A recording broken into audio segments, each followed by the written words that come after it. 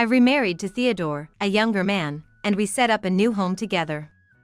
Just when I was looking forward to starting our fun life together, an unexpected event occurred. My eldest son and his wife will be moving in with us. Theodore's words left me in disbelief. He planned to let his son, Kai, and Kai's wife, Mia, from his previous marriage, live in the house I had purchased. It's a blessing to have more family, right? Mia's cheeky comment infuriated me. And on the day they were moving in, an angry Mia called me. Oh, you figured it out already? I smiled like a witch. In fact, I never intended to live with them from the beginning. My name is Madison Smith, 51 years old. I met Theodore, who is 8 years younger than me, the year before last, and we got married quickly after about 6 months of dating. Marrying a younger man after turning 50 might have drawn various criticisms from society a decade ago, but there was a reason for it. My first marriage was arranged. My ex-husband's family was wealthy, and although he was modest in appearance, he was a gentle and kind person. I'll work outside, so you can relax at home, he said.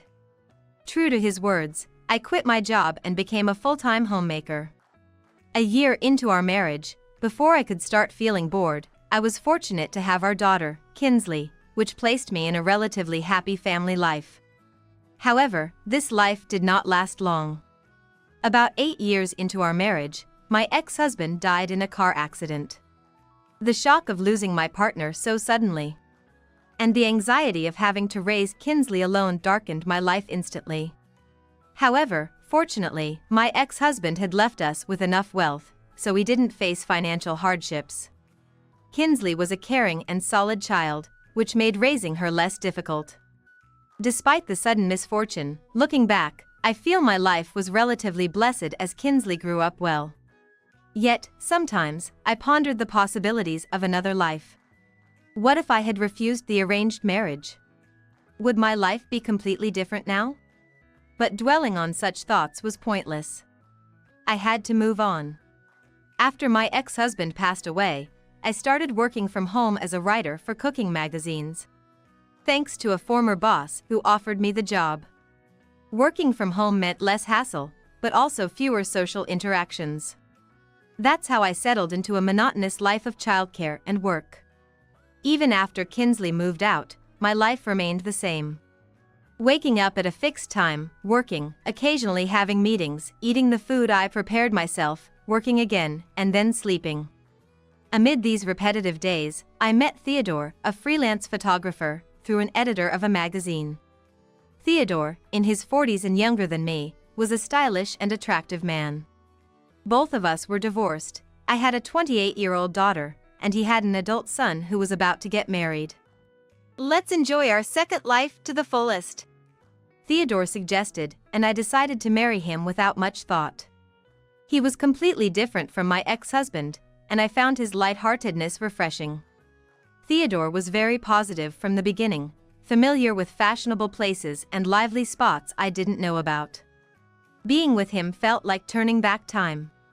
Wanting to do something for him, I invited him over and entertained him with my best homemade dishes. I'm not sure if you'll like it, but I do enjoy cooking. This is really good. If I'm gonna marry, it's gotta be to someone who can cook well. Being praised for my cooking made me incredibly happy. For Theodore, I'd make delicious meals every day. Really? Then, I'll take you up on that every day. And so, our married life began with Theodore coming to my place. However, once we started living together as husband and wife, some concerns arose. Of course, I was prepared for some discomfort since we were two strangers living together. You haven't talked much about work recently. Is there something worrying you? I tried to casually ask about his work. Theodore, while lying on the couch, answered. Actually, I'm on a break from work right now. There are various reasons, but I'm getting living expenses from my parents, so don't worry. It seems Theodore was nearly unemployed. But since we weren't in a relationship with plans to have and raise children, I decided not to pry any further into his private life. I wanted our second life to be free from domestic constraints and to enjoy it with a lover's excitement. A few months into living with Theodore, he suddenly said he wanted to move. My apartment is located in a suburb more than an hour's train ride from downtown. After losing my first husband, I moved here seeking a more suitable environment to raise Kinsley and had continued living here since. Compared to the city, it had better security, was blessed with nature, and was a place I liked, suitable for living from children to the elderly. If we live in a place with so many old folks, you'll turn into an old lady in no time, he said with a laugh.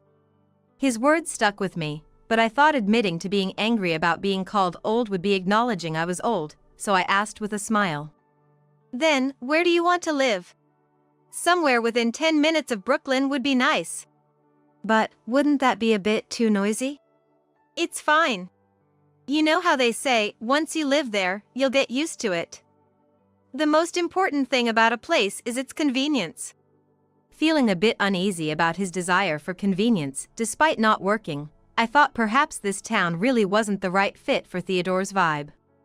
Living in a place he liked might also motivate him to be more proactive about work. Besides, the stylish vibe he had when we first met was no longer there. For his sake, I decided to consider his wish. From that day, I started looking for a house for us to live in. However, I felt guilty about using the wealth inherited from my first husband for my new husband. After much deliberation, I called Kinsley for advice. As I mentioned before, she had already become independent and was now working abroad.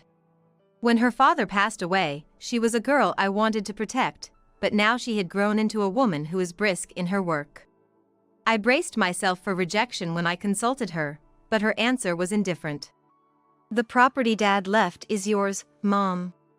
I've already moved out, so you don't need to worry about it. While I was happy to see she had grown into an independent woman, it also felt a bit formal. It was the same when I remarried. She only said congratulations, without asking about the other person. However, if being told to be happy about her independence, that's the end of it. Perhaps when considering my own life, the fact that I first consult my distant daughter shows I haven't managed to let go myself. I understand, Kinsley. I'll live my own life, I declared firmly. But just don't have any regrets, Mom. Kinsley said just that before hanging up the phone. The only thing you shouldn't do is have regrets. Those words stuck in my heart like a needle. Following that, Theodore and I continued to look at various properties together. Watching him happily inspect each one made me happy too. However, the brand new, garden-included homes in the area he wanted were way too expensive, way out of our budget. In the end, I had to ask Theodore to compromise, and we got introduced to a reasonably nice pre-owned property by someone I knew. It takes 20 minutes from downtown? Well, it's better than living in that retirement home-like town before, so this is fine. Theodore's words were laced with venom. He didn't mean to be harmful, and I used to laugh it off, but lately, it's been bothering me a lot. Maybe the romantic feelings have faded more than before. This sudden thought made me feel insecure. Theodore, do you love me? I blurted out a childish question. I knew a woman over 50 shouldn't be saying things like this. But I was scared to let go of the happiness in front of me, and it just slipped out. Hearing my anxious words, Theodore suddenly looked at me kindly. What are you talking about? I married you because I love you. And Madison, you are the best partner I've ever had. Whether it was a lie or truth, those words made me feel reassured again. Since I decided to live with Theodore, I have to trust him more than anyone. And so, we set up a new home closer to downtown. Living in a house wasn't bad once we got started. I could grow some vegetables in the garden, and having a flower bed made the whole house look more vibrant. If it was just the two of us living a simple life together, I didn't care where we were. Just as I was thinking this, Theodore dropped a bombshell. Living close to downtown is convenient, right? But don't you think a house is too big for just the two of us? I asked back, puzzled, what do you mean? Living in a big house just the two of us will get depressing. But, Theodore, you were the one who wanted a detached house, remember? Yeah, That's why I thought it would be nice to live with everyone. So, in 3 weeks. Theodore paused. My eldest son and his wife will be moving in. He said it with an innocent laugh. The eldest son and his wife, you mean Kai and his folks? He had a son named Kai from his previous marriage, but after the divorce, the child was raised by his ex-wife back at her hometown. I heard he had grown up and recently got married. I believe his wife's name was Mia. They want to live in New York, you know. Young folks from the countryside always dream about the city. I haven't done much fatherly stuff, so the least I can do is fulfill Kai's wish. Theodore spoke lightly, but I felt a great distrust towards him. Could it be that marrying me and getting me to buy a house was his goal all along? If he never loved me and was only after my wealth, would I become disposable after buying the house? The thought brought an unprecedented panic. There were times he wouldn't come home for days without contact, or he'd ignore my messages. I had suspected there might be another woman. Yet, since he always came back home, I told myself he just had his social life. But I couldn't just overlook it this time. What are you talking about, Theodore? That's ridiculous. This house was bought for us two to live in, with my money. When I retorted angrily, he replied with a thin smile. Why are you so mad? I'm not talking about bringing in strangers. I just want to live with my son, Kai. If you love me, you'll come to love Kai too. I don't know anything about them, and I've never even met them. Then you can get to know them from now on. Everyone is a stranger at first. Plus, Kai's wife, Mia, is a good girl. You can think of her as a daughter. You've been lonely ever since Kinsley left, right? My indignation reached its peak. What infuriated me the most was being thought of by Theodore as a lonely woman. Abandoned? Kinsley became independent and left the nest. I'm not lonely at all. In fact, I was happy for her. Don't pretend like you understand my feelings. Even as I shouted in earnest, Theodore remained calm. Probably accustomed to confrontations. But you must have felt lonely, losing your previous husband and being away from your daughter, right? That's why you remarried at your age. It's better to admit you're feeling lonely. Besides, a home is better when it's filled with a lively family. Theodore said this with a constant smile, leaving me at a loss for words. Maybe I did feel lonely. After losing my previous husband and raising Kinsley on my own, I felt like the focus of my life had blurred. Maybe that's why I ended up wanting a romance that could change my life, to refocus. After pondering for a while, I said, I understand what you're saying. But at least, I want to get along with Kai and his family before we start living together. Can you give me their contact information? Then, Theodore, looking pleased, made a phone call. Hey, Mia. Madison says it's okay. She also wants to get along with everyone before we all start living together. Theodore called Mia first, instead of his son, Kai. This was probably because Mia, being his daughter-in-law, held more sway in the dynamics. My previous enthusiasm had completely faded, replaced by a calm determination to unfold a scenario quite the opposite of what had been. I wanted to bridge the gap as much as possible before they moved in, to maximize the impact on them. Now, I was determined to make them regret taking a single woman like me lightly. From that day, I started exchanging messages with Mia daily. It seemed Mia was the one particularly keen on living in New York. Pretending to be kind, I took photos of trendy spots and places young people might like in the city, sending them to her almost daily. Mia, unaware of my true feelings, always responded with excitement. Wow! I've always wanted to go to that shop. Then, when you come to New York, I'll take you to many places. I didn't go out much with my daughter, Kinsley. So, can I think of you as my own daughter? Of course. Forget about your daughter who went far away, and think of me as your daughter. Mia's words made me feel insincere. Family is a blessing, isn't it? Mia, misunderstanding that she was favored.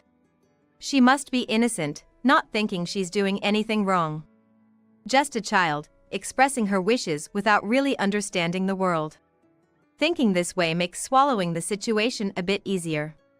Or maybe, contemplating on love and living for it, I wasn't much different. Sure. You know what? I'll provide you with a whole set of household items. Since you're starting a life in a new place, everything needs to be new. Mia exclaimed with joy, "Thank you, mother-in-law." If it were Kinsley, she wouldn't have reacted this way to the offer of buying her anything. She had always been considerate towards me, a single mother. Losing her father in elementary school, she must have felt loneliness more than anyone. Yet, she never once told me she was lonely. Even when I asked what she wanted for her birthday, she would only say, "I just want to eat your cooking," leaving me clueless about what she really wanted, and I never ended up giving her a present. Kinsley was a child who always put others first, had many friends, but I wish she had relied on me, her mother, a little. She seemed too mature for her age. Mia has the opposite personality. She must have been pampered by her parents, and not just them, but also by Kai and Theodore. That's why she can brazenly move into someone else's home. Thinking back, it was the same when Theodore arrived. He just showed up at my apartment one day and made himself at home as if it were the most natural thing in the world.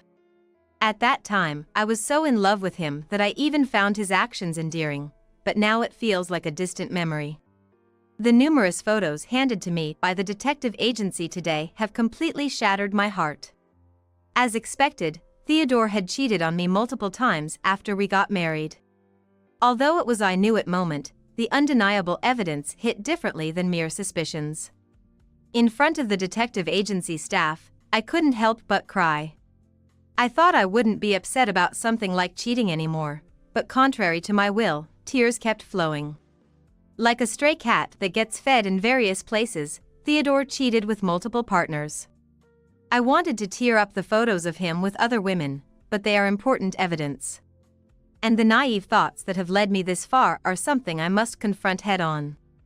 Unaware of my feelings, Theodore spent his day lazily watching TV as if nothing was amiss.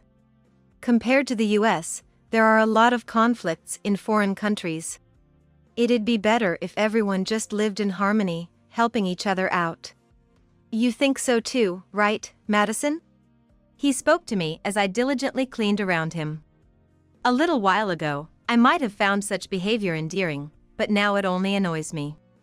However, I kept my composure and responded, "Yes, you're right. If everyone helped each other out, perhaps there would be no conflicts in this world." Exactly. No one wants to fight, right? It's enough to just enjoy the moment and live life. Theodore yawned as he said this. It's true that no one wants conflicts, but it seems he never learned that sincerity and consideration for others are necessary for that. I remembered the sincerity of my previous husband. He didn't have the charm that Theodore has. But he was very sincere towards me. Not just to me, but it seemed he was sincere in all aspects. He might not have been exceptionally popular, but he always had a steady smile and rarely showed emotional fluctuations. Maybe that's why he passed away so early. It's often said that the good ones leave us too soon. And perhaps immature people like Theodore and me are left to live out our days to the end. Hey, Theodore. Before Kai and Mia arrive, I want to do a big cleanup, so could you leave the house for a while? Why don't you go on a trip with them? Then, you can all come back together on moving day. I'll make sure the house is lovely for your return. I said this and placed an envelope filled with money in front of him. He slowly picked it up and looked inside. You said you hadn't done much fatherly stuff, right? Why not take them on a trip? Then, Theodore looked up at me with a grateful smile. That's a good idea, thanks, Madison. I think they'll be happy. I watched his back as he prepared to leave the house. Farewell, Theodore. I muttered quietly as his figure grew smaller in the distance.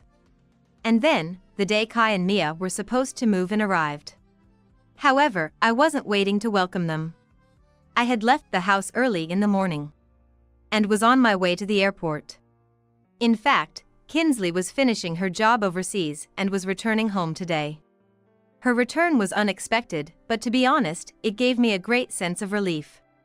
After everything that's happened, my heart has been unstable, but I'm sure that with Kinsley by my side, I can return to my true self. While feeling happy about seeing my daughter after a long time, a message arrives on my phone as I head to the airport. However, I pretended not to notice and continued on the train. As I ignored the messages that kept coming, eventually the phone began to ring. I answered it as soon as I arrived in the airport lobby. It was from Mia. Hey, Auntie. Where are you? So, it seems I'm not mother-in-law to them but auntie. They never thought of me as family after all.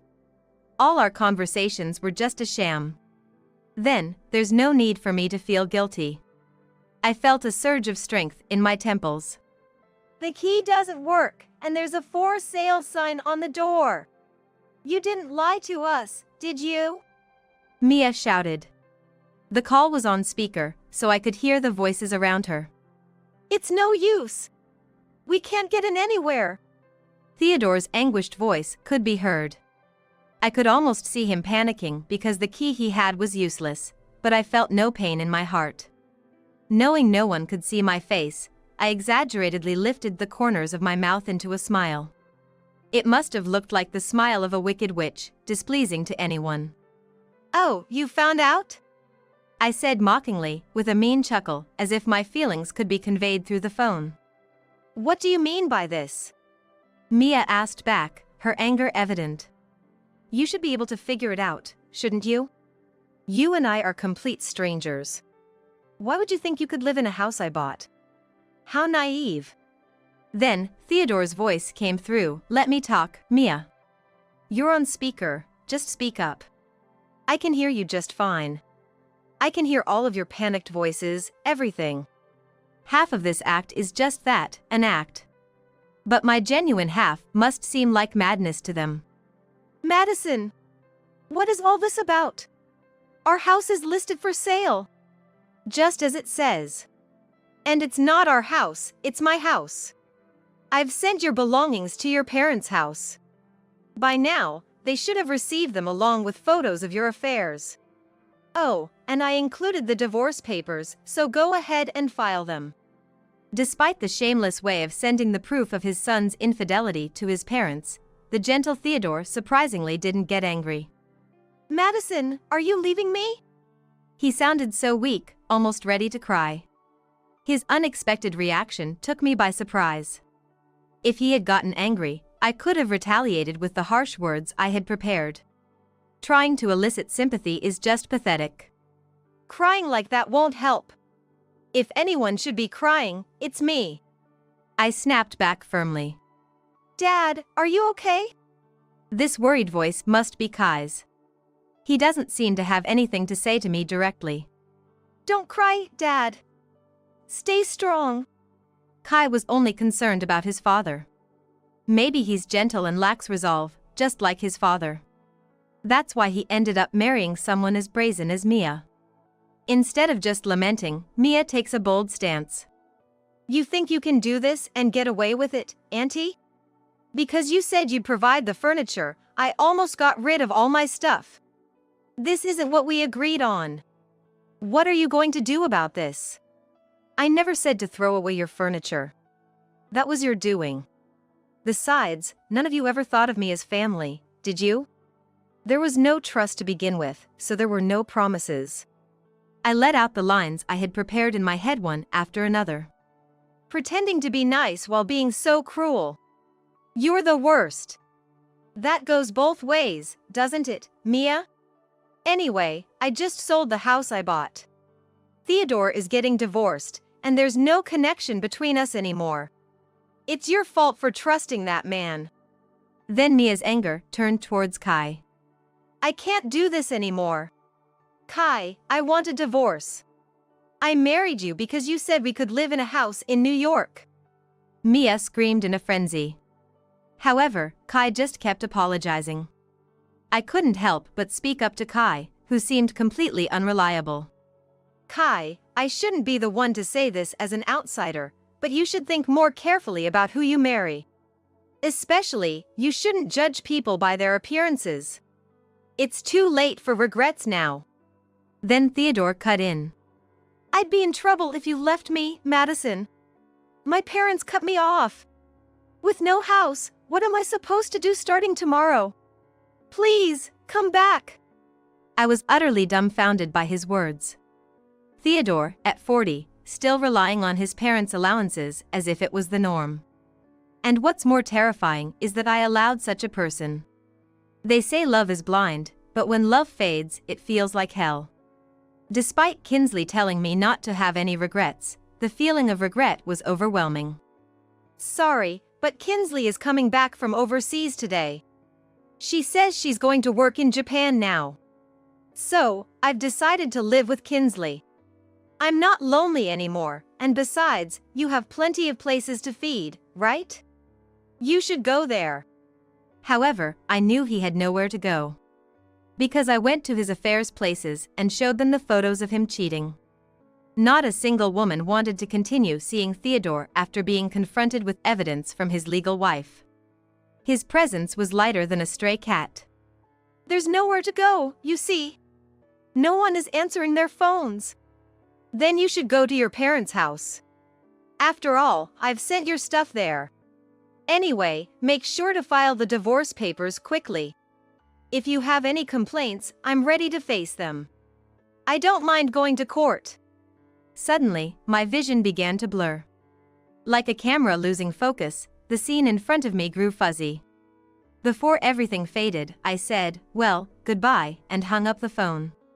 Looking at the dimmed screen of my cell phone, I noticed for the first time the glistening tears that had fallen. I went to the restroom to carefully wipe away my tears. But Kinsley, having reunited with me after so long, immediately noticed something was wrong. She's always been sensitive to people's moods. "Mom, did something happen?" Kinsley asked worriedly. I tried to maintain my composure as I answered. I haven't told you yet, but I'm thinking of getting a divorce. So, let's live together. Just us, in a house with a garden in the city. Then Kinsley's expression darkened. I feared for a moment she would refuse, knowing her strong independence. She has her own life. And my presence could be a hindrance to her. But the next moment, Kinsley said something surprising. "Actually, there's something I haven't told you, Mom. I've been scared to say it, but I need to tell you. I'm pregnant." According to her, she had been dating a foreign man for about a year, thinking of marriage in the future. But as soon as he found out about the pregnancy, he broke up with her unilaterally. Shocked, Kinsley considered terminating the pregnancy. However, after much deliberation, she couldn't bear to end an innocent life. Eventually, she decided to quit her job and return to the US. I was speechless with surprise, never imagining Kinsley was going through such a thing. In my daughter's eyes, burdened with so much, there was a faint sparkle.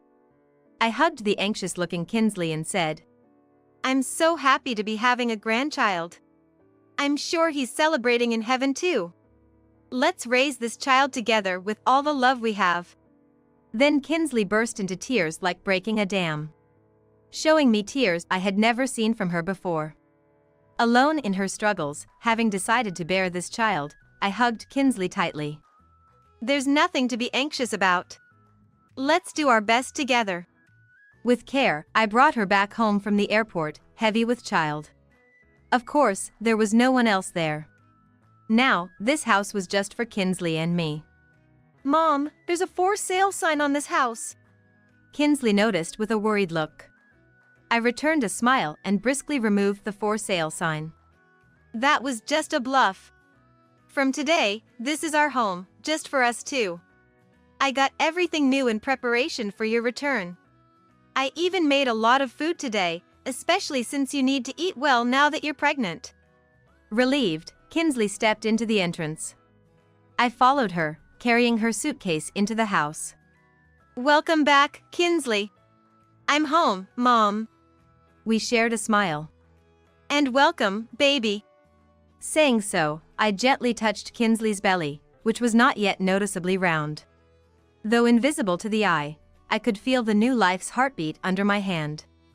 A few days later, the divorce with Theodore was finalized. After being disowned by his parents and everyone else due to this incident, he tried to contact me several times, but I ignored all his attempts.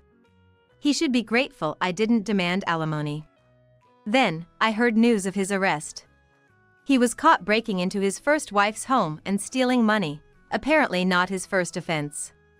I also heard rumors that he was suspected of mysterious thefts at the magazine company he used to work for, which led to him being ostracized from the industry. That's probably why he couldn't get work. I thought he was harmlessly irresponsible, but he was actually engaging in criminal activities. Continuing a relationship with him might have been dangerous. Moreover, Kai and Mia were also being questioned for their involvement in his crimes. It seems Mia always had a strained relationship with her mother, constantly at odds. While Theodore was considered the mastermind behind this incident, I couldn't help but think Mia was pulling the strings from behind. Either way, I hope they confess during the interrogation and pay for their crimes soon. Kinsley's belly grew visibly larger. Even though I had gone through childbirth myself, watching it from the side overwhelmed me with its mystery. The thought of this growing child brought me joy every day. Additionally, something wonderful happened. I was approached with a book publishing offer. My articles and recipes had garnered enough interest from readers to be compiled into a book. Naturally, as a relatively unknown writer, publishing a book was beyond my wildest dreams, so I eagerly accepted the offer. And so, I became a grandmother. When Kinsley and the baby came home after a successful delivery, spring had arrived at our house, and the flowers I planted during the winter were blooming wildly. The garden I had sown was sprouting new buds, promising growth. Supporting Kinsley as a single mother, I imagined our second life together would be full of joy. A beautiful spring sky expanded in my heart.